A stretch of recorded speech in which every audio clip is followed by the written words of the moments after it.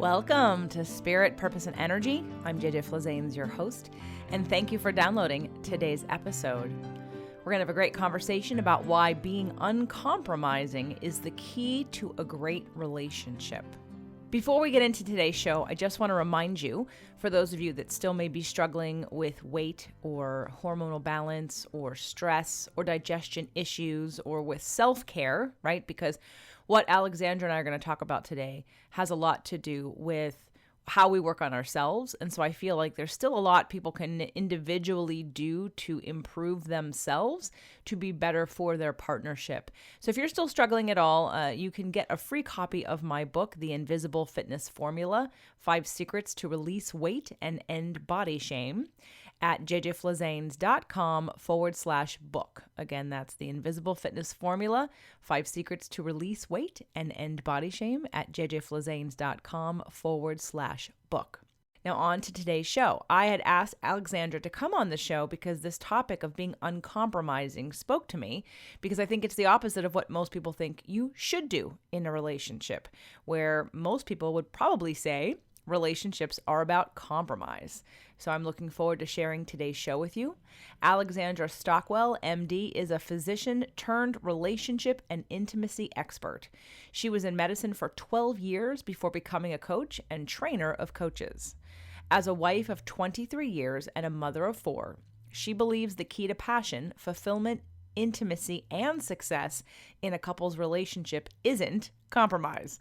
It's being unwilling to compromise, because when both people feel free to be themselves and know how to love and be loved for exactly who they are, the relationship is juicy, nourishing, and deeply satisfying. Welcome to the show, Alexandra. Thank you, JJ. It's really a pleasure to be here. Why being uncompromising is the key to a great relationship. I really love this topic that we're going to talk about today. And I think it's going to be very freeing for people to hear this and wonder, what do you mean compromising? Shouldn't compromise? Haven't I always heard that relationships are about compromise? But before we get to that, I want people to know a little bit more about your story, because as they've heard in the bio that you are a physician turned relationship and intimacy expert. So I want to know more about that story and that transition that you took from being a doctor to being a relationship expert. Okay, great. Well, it was not a linear transition. I was a philosophy major in college. I went to medical school. I did my residency, and I was in medicine for 12 years, and I loved being a doctor. I loved caring for people, being with them at a really vulnerable, sometimes empowering, just a whole range of things. And I practiced holistic medicine. I really love all the topics that you cover. And I liked being a bridge between conventional research-based medicine and, I'll just say, unconventional medicine for shorthand. And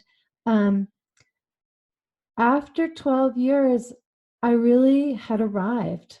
Everything that I had been working for a long time, sleepless nights, managing my time carefully, I really had arrived. And I felt like there was this whole piece that was missing. And one of the ways that it showed up is that I prioritized my patients over my family and my family over myself. I really could have done with listening to a lot of your podcasts on self-care and self-honoring. And I tried a lot of different ways to figure it out. It felt like a code that I just couldn't crack. And so it really became a priority for me, mostly because, I was in my 30s and I just knew it wasn't going to be good to keep going this way for decades. And so I took a sabbatical. I dialed down my medical responsibilities, and I told my husband that I didn't actually think it was a sabbatical. I thought I was probably done, but I didn't have the courage to just say that and walk out the door. And I went on a journey, and it actually was very funny, because within 3 months of no longer practicing medicine, I volunteered at my children's school, and I oversaw this big project. We generated a 20-page report, and I oversaw 10 people. And the main thing I want to say is that I basically recreated the same thing, where I was devoted to this project. And it was devastating in the moment, but it really convinced me that I really needed to untangle this in myself, or I was going to go on taking care of other people instead of myself. And eventually there are real consequences for that. So I was motivated and clueless, and I started taking workshops. I did all kinds of different things, and one thing led to another, and I found myself, for my own sake and the sake of my marriage, exploring sensuality and sexuality. And there was nobody like me there. I was married with children and busy, and in these workshops it was typically single people or people in interesting polyamorous arrangements, and just, it was really edgy stuff. And I found it humbling and profoundly useful. And I learned how to bring it home to my suburban life. And it really opened my eyes. And I've been bringing that to couples ever since. Were you having, I mean, I know you said that you chose your patients over your family and over your own self-care. Was your husband complaining? Were you on the verge of divorce? Were you fighting, or were your children upset with you? Were they having problems, or was it just that you recognized you were disconnected? Yeah, it wasn't any of those things that you just said. And it really is what I believe a majority of married couples experience. It's a relationship that I describe as conflict-free and passion-free. During this time, we had people who admired us, single people who wanted to find someone and have the kind of relationship we had. But I knew that there was so much more. And I also, as a physician, as an observant, aware human woman, I knew that this was headed in a direction where I would end up creating the kinds of problems you just listed, but none of those were actually happening. Well, that's good. But so would you say then it was passionless? Yes, and I had read poetry, and I had some idea of how I would feel after making love with my husband. And I had had those experiences before we got married, mostly honestly with other people, because when he and I got together, we were working 60, 70, 80, 90, sometimes 100 hours a week. We never had that time to just lay in bed and enjoy one another and hear one another's innermost thoughts. And once there was time for it, we still didn't, because we really didn't know how to create that kind of relationship with one another. And I knew, I had spontaneity, and I wasn't depressed, and I wasn't a flat presence, but it wasn't in the innermost. We didn't have an intimacy that was nourishing. We had collaborative projects. We were great with logistics. We never fought over money.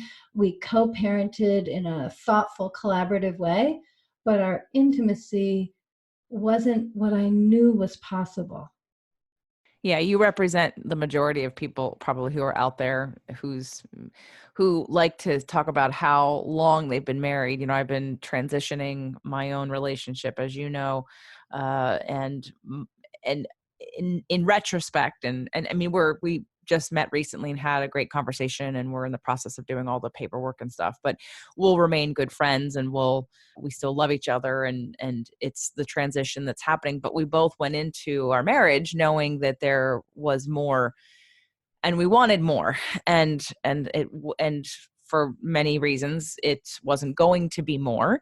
But I did believe and always know that I was going to get what I wanted. But if you look from the outside, nobody knew that I was going through necessarily anything in particular, because we had a normal relationship.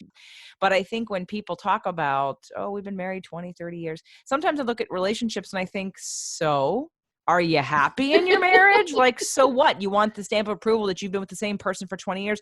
Like recently, a dating expert friend, an old colleague of mine, she has her second marriage, but she's a Capricorn. And I didn't ask your sign yet, so I don't even know what your sign is. She's a Capricorn. And when she said she was a Capricorn, I was like, yeah, well, you guys, all you earth signs, you can stick it out. Like, you can suffer. Like, suffering is not a problem for you. So being in an unhappy situation for a long time is something that's more comfortable for you, and other signs and other energies aren't comfortable with that. So I do appreciate that you represent, you're not, you're not representing the person who was on the verge of divorce or the person who was abused, or like, you're the average couple that isn't connecting and that's living an existence that's nice, but isn't exactly why people read romance novels or watch movies and rom-coms and dream about love and romance. And we all know that's possible, but it isn't always easy to get. And I know we're going to talk about how to get that today. So before we continue, though, I do want to ask you if you're willing to share. Sure. If you know your chart, do you? Oh, well, do you want to guess? No. Okay. Well, that's fine. I am a Gemini, Okay, and then I would have guessed Gemini. Okay, because when you I said have free tons. spirit, yeah. I also have an inordinate amount of Cancer in my chart. Do you know your moon?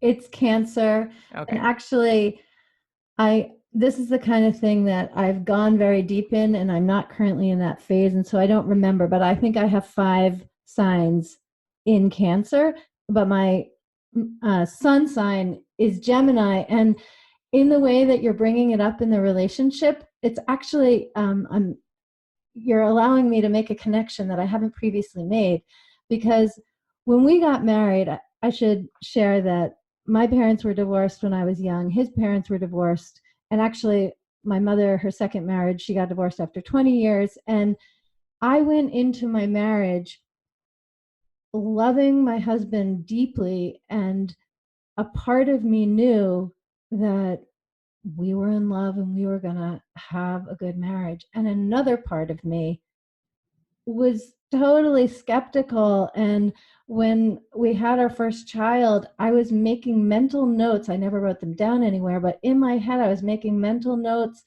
so that when we were divorced and my daughter was older, I could tell her what a wonderful, engaged, beautiful father she had when she was young. So I've known that I had these two things happening, but I never connected it with my being a Gemini. But I was totally Gemini in my approach to what I thought was possible in our marriage.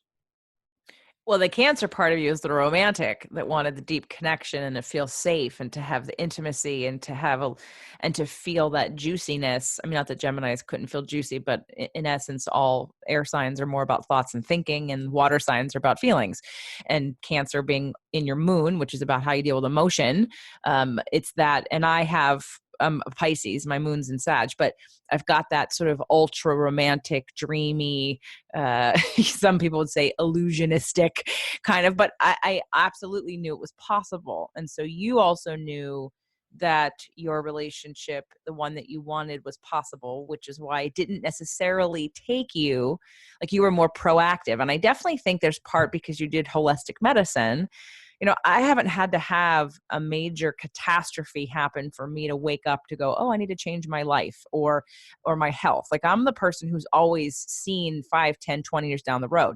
The people who are walking over, hunched over because they never took care of their bodies for 20 or 30 years or more. And I said, that is a culmination of many years of neglect.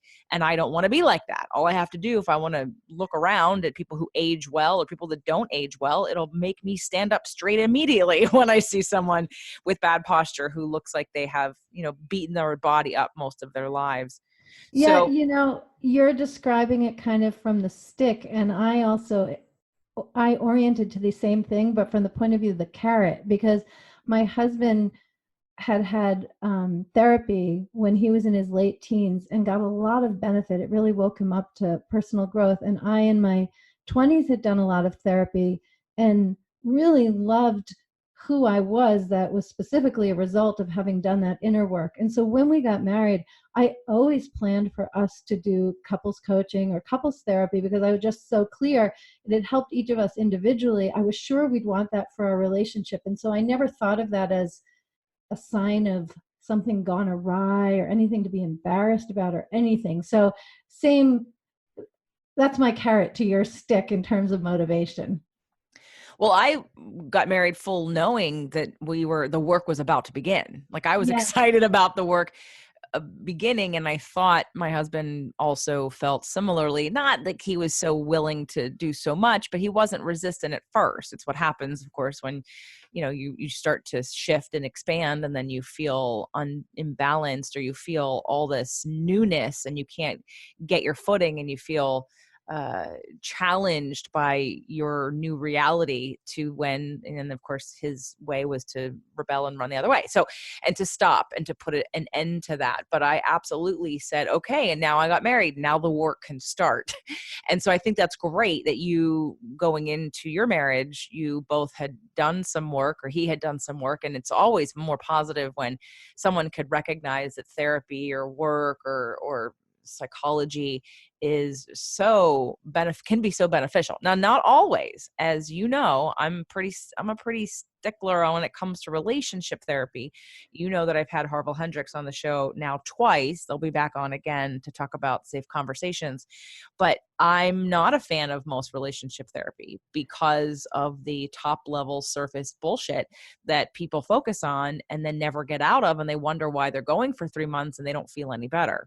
And so I want you to speak to, because I know that you also have done some of Harville's work and other work, and also talked about, I heard your show with Doug on The Nice Guys, talked about personal growth through your marriage. So speak to what I just said about me not liking traditional relationship therapy.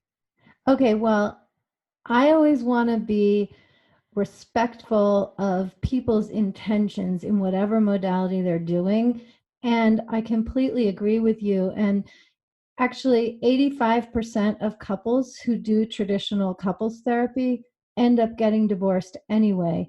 And I think that is because couples therapy is either superficial, as you say, or it's really oriented towards conflict resolution. And again, as we were saying earlier, the majority of couples are actually not necessarily in conflict. They are conflict free and passion free, or some variation on that. And traditional couples therapy has very little to offer to really awaken each person so that they can connect from a much more authentic aspect of themselves and create a relationship that's really in integrity and alive and vital and fluid in the right ways and stable in the others. So I really agree with you. Okay. I figured you did. That's why you're on the show. So, but not that I wouldn't bring. It's just tricky though, because when people get to the point where they have the courage to reach out and work with someone, I always find it so heartbreaking when those steps they take to actually reach out to someone don't bring them the results that they want and I know are possible and you know are possible too. And so I guess I really want to talk about this in a way that encourages people to find the right person. This isn't any kind of advice to therefore not go to couples therapy.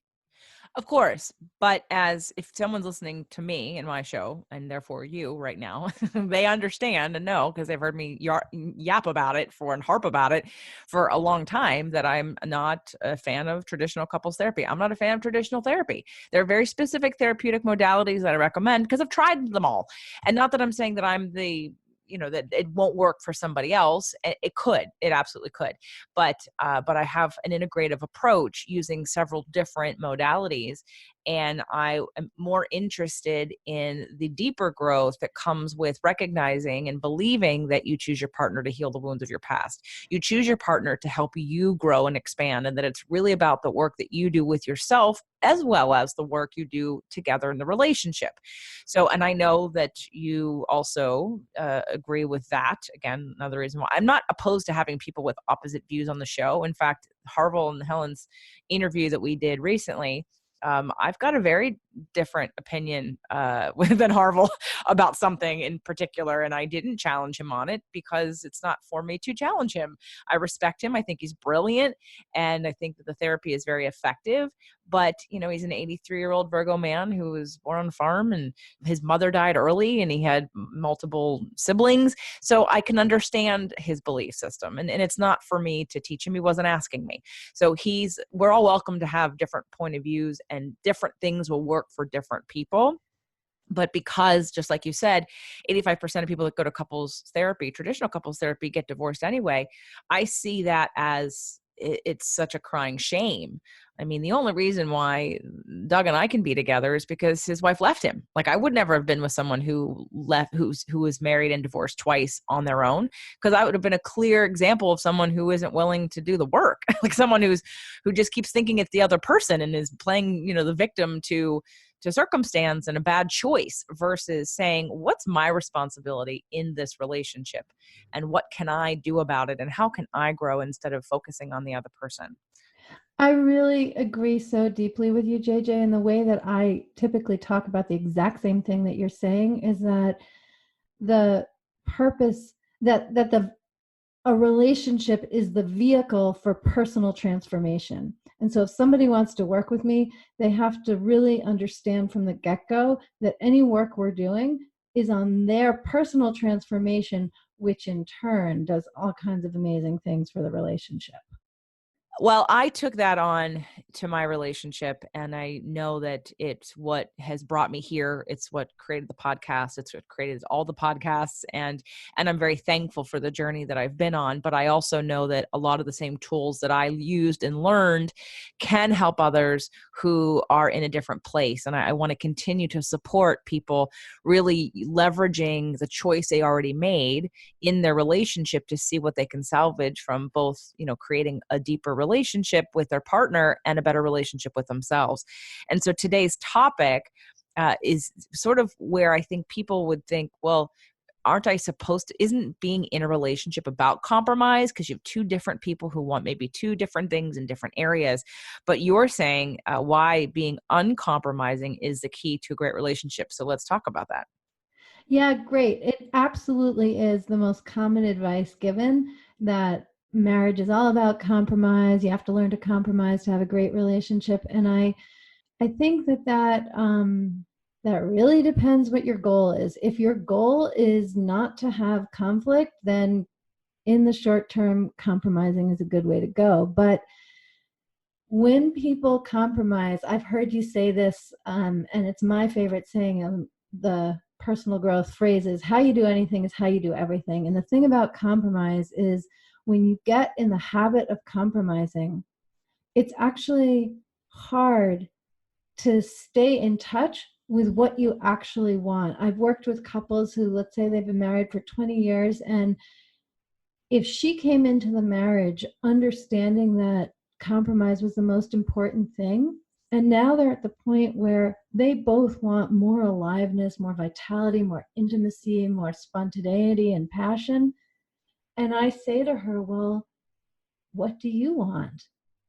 It's actually common that when we slow down enough so that it really is a question, it's not like, do you want vanilla ice cream or chocolate ice cream, but it's a much deeper question. She doesn't really know, because how you do anything is how you do everything. And when you're in the habit of compromising and essentially making someone else's desires and experience and preferences more important than your own, you lose touch with what you really care about.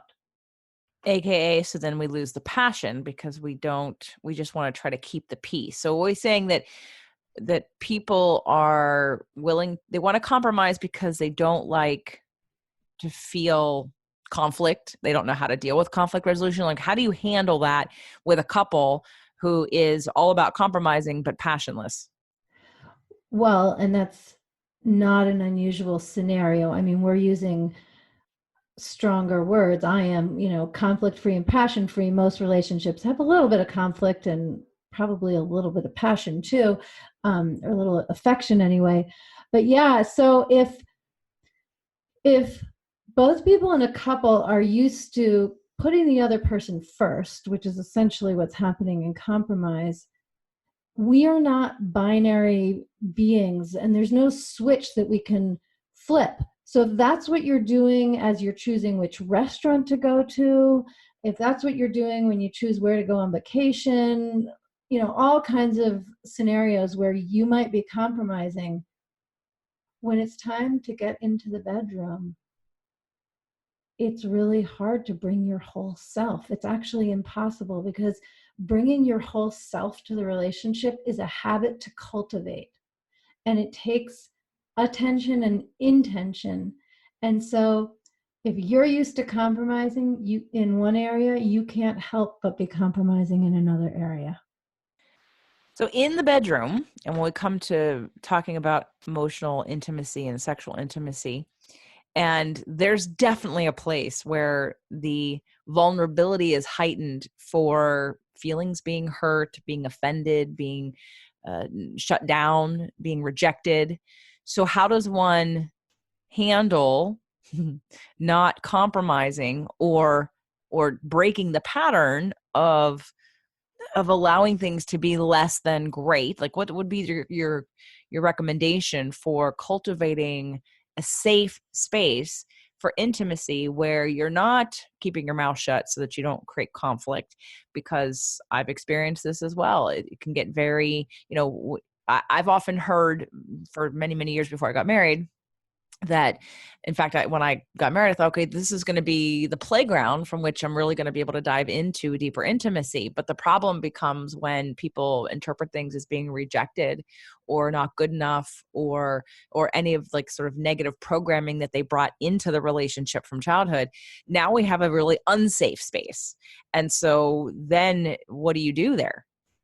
So the thing to do, which really pivots things, sounds very simple, but is actually quite complex and profound and requires courage. And I want to start by saying, if it's a couple and they've been together for a month, then, maybe what I'm going to say is relevant, maybe it's not. But what I'm about to share is really for people who know one another, they love one another, they're devoted to the relationship, and learning how to make it better for both of you.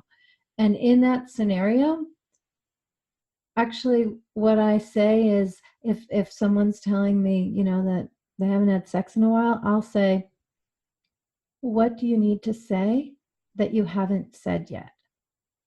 And I know from my own marriage, it's crazy. But if I have a resentment or something that I'm not saying, and I go to my husband and I say, I have something I need to tell you, and I tell him, it just moves the gunk out of the way. But I have a very particular way of doing it, because blaming or venting is not what I'm talking about. I'm talking about making a very intentional communication. And the first thing is to say to your partner, I have something important, or I have something vulnerable to share. Are you available to hear it? It's really essential that you get a buy-in from your partner so you're both a yes to this communication. And when you ask, the possible responses are yes, no, or maybe. And the maybe really won't work. It either needs to be yes or no. What is okay is not yet. Because maybe if my husband says to me, I have something to share with you, are you available? It's fine for me to say, actually, I've had a really long day and I need to take a shower and get something to eat, and then I'll be available. In other words, the person asking the question has to be open to any response, and the person answering has to be honest. So if you say yes, then you really do need to be available. And then once both people are available, the next thing is for you to share why you're sharing it and what your desired outcome is. So if you, or else, if anyone says to their partner, I'm sharing this because, let me tell a specific example. So let's say my husband and I, we haven't had sex for a few days and I'm just not feeling particularly in the mood, but I can tell that he'd be open to it and I like the idea of it, but I'm just not feeling it. Then I'll think, okay, what have I not said? And it might be as simple as, I can't stand that when he gets up after me that he doesn't make the bed, because then when I come home, the bed isn't made. My husband actually does make the bed, but I'm just using this as an example. And so I'll say to him, I have something vulnerable to share with you. Are you available? He'll say yes. I'll say, I want to share it with you because it's something that I just keep thinking about, and I can't let go of it. And I really want to let go of it so that we can really have a nice time together this evening. And if I am clear that my desired outcome is more connection or to have sex or to be on the same page or anything that's good, he's going to be more open to it. And before I learned to do this, if I would say, I can't stand that you don't make the bed when you're the last one to get up, he would feel attacked and either attack back, which my husband isn't that likely to do. He'd more likely just retract, and I'd feel like his body was in the room, but he wasn't really available to engage with me, and that would drive me crazy. But ever since I learned to say why I'm telling him, then he can line up and listen accordingly. Yeah, that definitely would work for most men because they're very linear most of the time and want to know what the end result is, like get to the point, like do I need to fix something? Do I need to do something? What they're listening for that. So to already set it up and then to let them relax so they can actually hear what you have to say. Now, I have to tell you, I have to be very honest and say, and for those of you that are out there, don't take this personally. You know that I'm not speaking to you necessarily directly unless I know you personally, which a lot of you I don't. So cancers are the first of the water signs, and cancers are pretty well known out of all of the water signs to take things, to usually be more like blaming. So I'm not saying, and I don't know this about you, Alexandra. So it's not like, has there been a time in your life where where you did blame other people for how you felt? Because you're taking an extremely conscious perspective, which I've worked hard to get to and to help teach others. And I think is not only the truth, it's not normal. It's not, people aren't teaching emotional responsibility in school or in families but everything I've heard you say today. And like I said, I heard your show with Doug on the Nice Guys. Um, it's that I want to express how I feel, but I'm taking responsibility for it. And I'm also telling you the outcome. Like there's a lot of preparation. So was there ever a time that you were a little bit more blamey and you learned this? Or is this something sort of innately that you've understood and then it just got strengthened as you started down the path of relationship coaching? Okay, you can't see my face, but I am grinning ear to ear. My cheeks hurt because I blamed so much more than I had any idea I was blaming. And I remember the first time someone told me to take responsibility for my feelings. And I was shocked. I thought, well, of course I take responsibility for my feelings. And it took me a long time to understand what that really means, to stop blaming someone else and to take responsibility for my feelings. And I'll say that my first false interpretation was not to express my feelings. I thought that's what taking responsibility meant. And it's not. And in fact, I've learned to say to my husband, I haven't actually been this angry in a long time, but I have said to him, I feel so angry and it's not your fault. And I want to rip your skin off your face because that's how I feel. And I know that I feel that way because of me. Wow. Good. But your question is actually super insightful because anytime we're in transformational work and helping people, it's always the either our ongoing learning or the fruit and harvest of learning we've already done. And I really love this technique. I'm always astonished at how much transformation it creates because it seems like such a simple thing. And your question has really shown me why this is one of my gifts to the world. Absolutely. And I think I have it too. I mean, I was a great blamer, man. I could tell people when I was in high school exactly how they hurt my feelings and exactly what not to do anymore. Like I would just say, here, you hurt my feelings and here's how you did it. So don't do that again. And I felt like I was a really good communicator because I was very articulate and specific about what it was.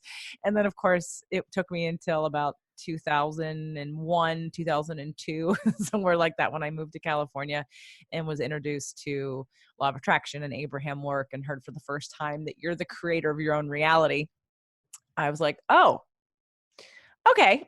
So that just shifted, and the victim mentality got shifted. And then now I have a thing about victim mentality. But most women, like when you're talking about having a conversation with your spouse and lining it up the way that you did, most women will say, I mean, I've got family members that have said, I need to get this off my chest. And there's no planning of what they want in the right. That's such a woman thing to say. Like, I have to get this off my chest. And I'm like, that is not a recipe for success ever. And so even though you needed to get something off your chest, you didn't do it in a blaming, just going to yell at you kind of way. You set it up for success. And so I'm guessing obviously you teach others how to do that too. Yes, absolutely. And I think when first hearing this, it can sound like, oh, well, I'm saying why I'm going to tell and what my desired outcome is so that the person listening is set up for success. But as you point to, the deepest work is in getting clear for myself why I am telling and what my desired outcome is. And my husband is really amazing, and I wouldn't have learned as much as I have if he weren't who he is and devoted to his own growth and mine as well. And so we had a kind of an extended phase where I would think I was being responsible. I didn't want to be shut down and repressing who I am, because I certainly had done a lot of that. And I also didn't want to be blaming. I wanted to be responsible. And so I would share something about how I felt. And he learned to impeccably, with just the right tone of voice so I could hear it, say, are you blaming me for that? And initially I'd say no, but I learned to pause a moment and think, I guess I am a little bit. Let me do that over. And in fact, in communicating, I think do-overs are the most amazing thing, because this is related to our shared position on traditional therapy as well. If something happens that is problematic, we'll just say, the common thing is either to just sweep it under the rug and suppress it, often under the guise of compromise, or to process it and process it and process it. And a certain amount and very little processing is good just to get clear on what happened. But beyond that, processing just reinforces what's already been experienced. And the much more transformative move is to actually do a do-over, so that from a neuroscientific perspective, you can create new grooves in the brain, new patterns of behavior. And once you've experienced the do-over and it goes the way you both want it to, then you have a reference point that you can reinforce in the future. That's fun. The whole do-over, creating new neural pathways. And that's, I mean, I have done in the past a do-over, although I probably could have done them more in retrospect, or learned how to do that. And that would have been a fun way to lighten the conflict mood and say, well, let's do a do-over. So I love that. That's great. Yeah, and actually, it it deserves a little bit of kind of setting the container, because if both people agree that we're going to do do-overs when things need to be done over in order to make them feel better for both of us, or be more clear, whatever the case may be, that if one person is really triggered and activated, that person can ask for the do-over, and so can the other person. Like, it's really important, if you're going to do do-overs, that you're both a yes to doing the do-over whenever either one of you requests it, because otherwise it can feel super insulting, and it's like, no, I'm not doing that over, I like how I said that. So there has to be an agreement made when things are relatively calm and harmonious, that if either one of us wants a do-over for any reason, we're going to do it over. And probably that is the wise thing to do. And then you get the benefits of those do-overs. Good. Now, I have a question. before we share with people how they can work with you and who specifically you work with and what their, the outcomes are and what they want them to be, do you use any of your medical background in holistic medicine? Whether you refer people to other people or add in different elements, is there ever a need or an integration from your past to your now? It's a good question. I definitely think like a physician. And so, in that sense, I feel like I bring my medical background. I'm also super careful not to practice medicine without a license. So, um, I'm available to be a conversation partner for people, especially if in a couple, one of them has a chronic condition of any kind, whether it's erectile dysfunction or lupus, like any kind of medical condition, which is a presence in the relationship, then I will go there and refer intelligently, or um, mostly it's my experience that unintentionally people sometimes use medical diagnoses as a shield to protect themselves from facing deeper truths and going into more intimacy. And they can't really get that by me. Got that. And I agree with you.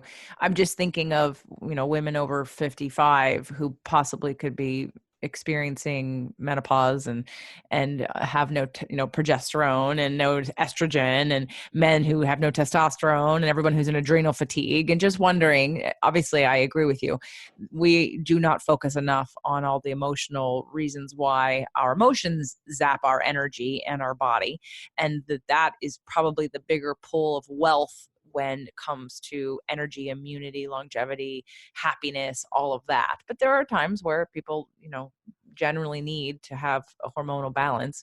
And I just wondered if that was something that you either dealt with or referred to or addressed at all. Of course, it's not, the bigger issue. There's so many more issues in the emotional realm most of the time. But I just wondered if you integrated some of the initial passions that you had with the passions you have now. Yeah, I do review, but it doesn't end up being a big topic because there are so many non-medication ways to address erectile dysfunction and menopausal issues and vaginal dryness. There are all these things that people can think are very medical, and I want to go as far as possible in other ways. And then I'm happy to refer people, and anybody who wants to go see an MD, I'm certainly not going to advise them not to. Gotcha.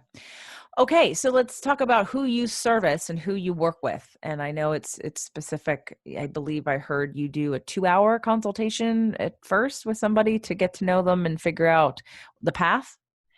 Oh, yeah. So I really am devoted to couples who love one another. They've been together. I mean, I actually have worked with a few couples who have worked with me as part of deciding whether or not to get divorced. But mostly I work with people who've been together for at least 5 years and up to 35.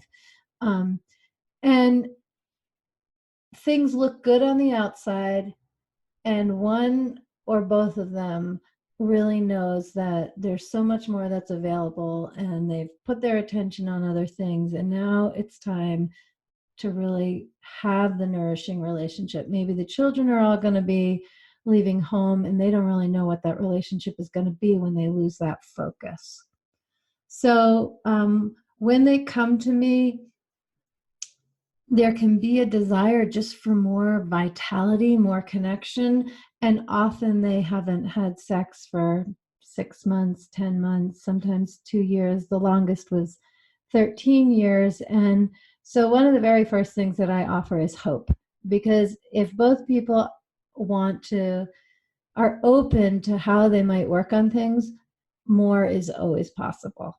They might not choose to do it, but it's always possible. And so when people reach out, I usually have a 10 or 15-minute conversation just to make sure that it makes sense to go further. And then, yes, the first conversation is 2 hours, and we really explore the whole terrain of what the relationship is like now and why it's that way and what the couple wants it to be. And then we really create the North Star, because it's a it's a deep commitment to do this work. It's a significant investment of time, attention, money, and I want all of us to be super clear, what's the North Star, what are we headed for? And then no matter what arises, I can guide us to make sure we're going to that intended destination. Are you always working with the couple? So it's you and a couple? Well, I work with a couple if it's relationship work.